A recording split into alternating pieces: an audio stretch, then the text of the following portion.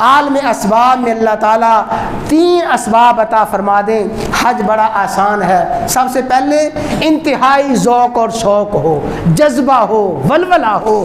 ذوق، شوق، جذبہ، ولولے کے بغیر حج ممکن ہی نہیں ہے۔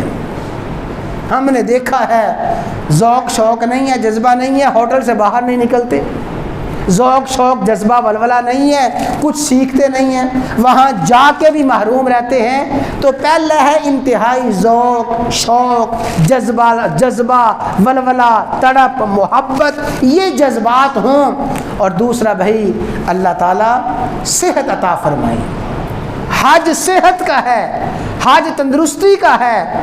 حج اللہ تعالیٰ جوانی میں صحت تندرستی عطا فرمائے، بڑھاپے میں صحت عطا فرما دے۔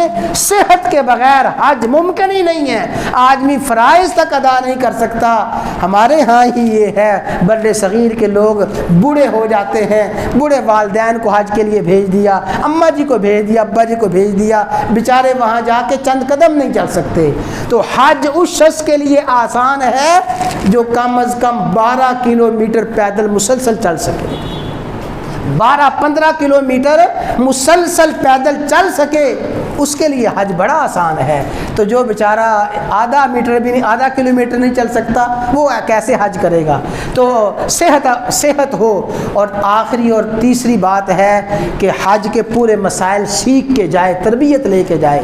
تو ذوق اور شوق، جذبہ ولولہ ہو، صحت ہو، اور حج کے مسائل کی پوری تعلیم اور تربیت ہو، انشاءاللہ حج بڑا آسان ہو جائے گا۔